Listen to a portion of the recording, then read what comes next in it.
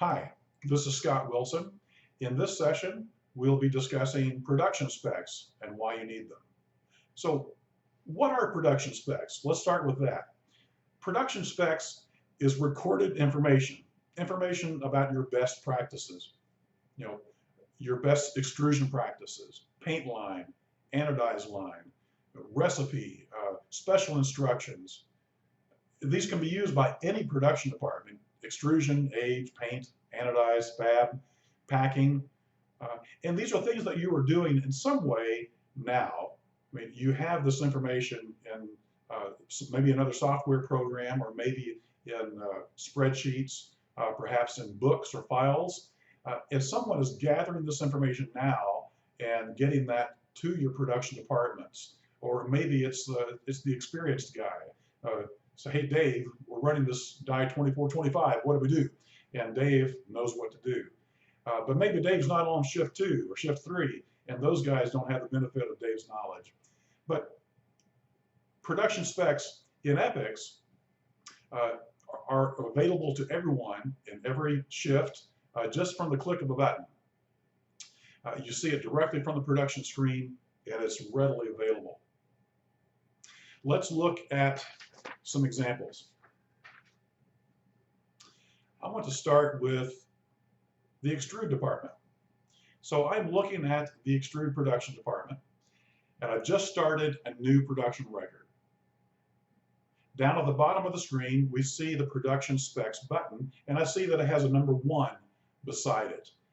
This 1 indicates that there is one spec available for me to view.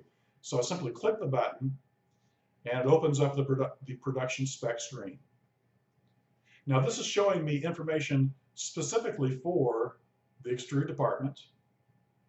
Okay, it could be for any press, and I have information specifically for this production run, showing me, this temperature information, quench, billet, run out, and a special handling note over here at the side. Now I should point out, this is not a standard EPICS screen. This is a screen that I designed using the Screen Layout Designer. Now, I encourage you to not miss that session we have coming up on the Screen Layout Designer.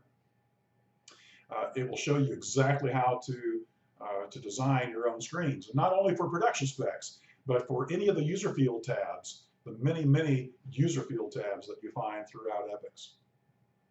Okay, but I said this is specifically for this production record. Now, how does EPICS know that that this is a match? So let me pull that up again, and you'll see that it takes me directly to the information that's needed. But at the top, you see there's an Attributes tab. Let me click there, and you'll see this is how EPICS knows to link this spec to this production record. And it's based upon the attributes you see here in the middle of the screen. If you are familiar with notes and alerts, then this will look very familiar to you. You can match by any of these attributes. The only one that is filled in here is the die number. So we have this spec related specifically by the die number. But it could be any combination of these fields. It could be the die number and the alloy, or the alloy and the temper. Anything that's longer than, something that's long or something that's short, you can have these attributes match that spec. Okay, so based upon the attributes, we show these settings. All right, so I'm running the press, and I now have the information that I need based upon what has been given to me. Okay, so that's for extrusion. Here's an example from age. So again, here's an age production record, production specs, and it simply shows some information about temperature and time. But again, this is a screen that I designed. You would design your own, so you would have exactly what you need for your age oven. Here's an example for anodize. And so this anodize information, you see what is here, but it's related by alloy.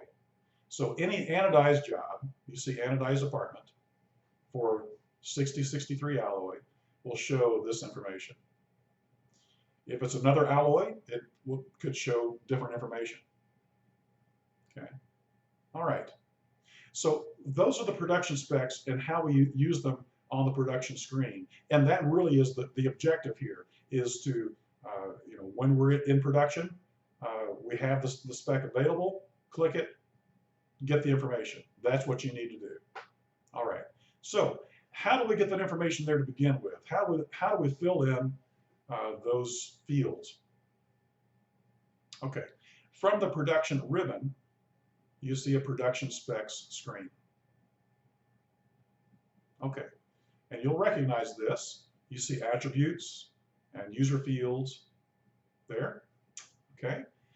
So it's a standard screen with the control panel for viewing records, for adding new specs, whatever you need to do here.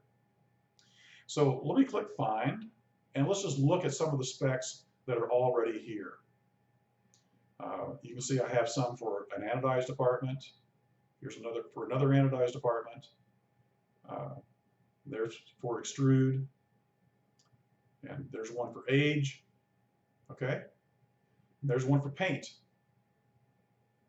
Let me back up here and look at press settings. And this is the information that you saw just a few minutes ago that is related by that die number.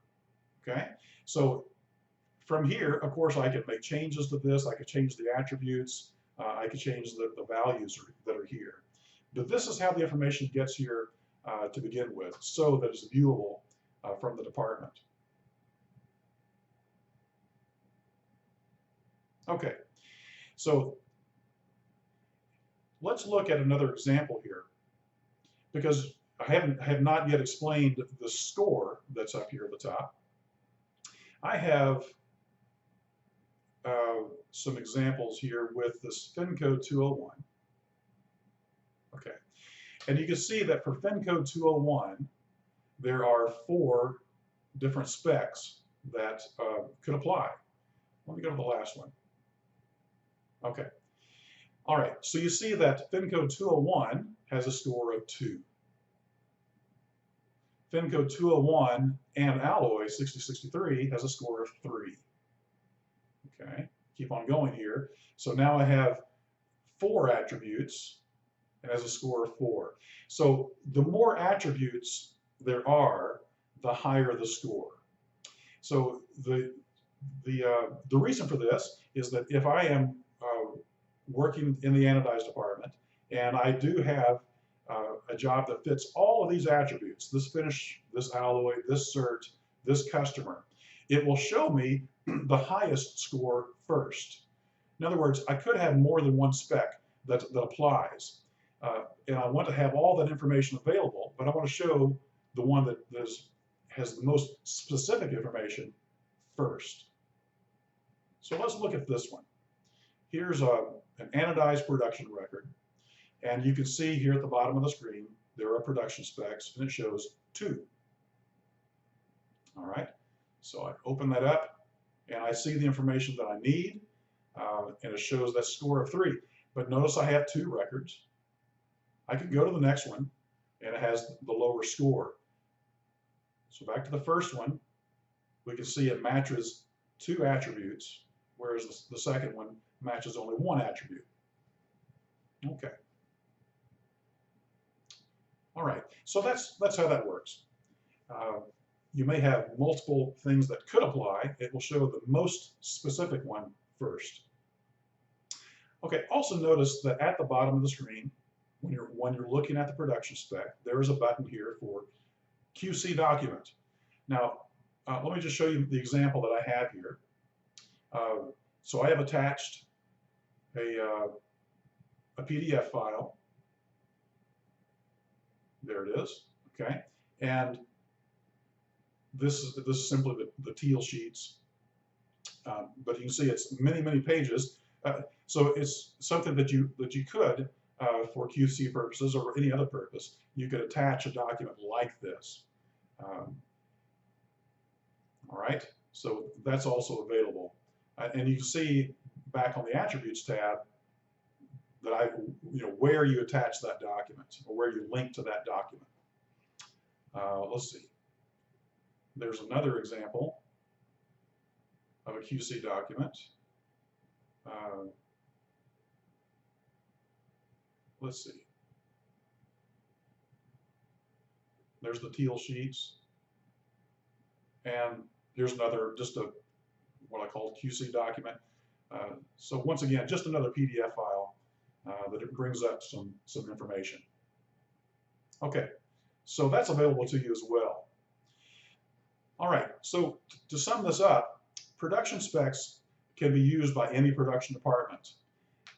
Its chief benefit is the fact that this information is available to your production personnel very quickly, very easily. You control what information they receive, you design the screen, and you fill in the information. So it's all readily available to you, and we encourage you to check it out and start using it today.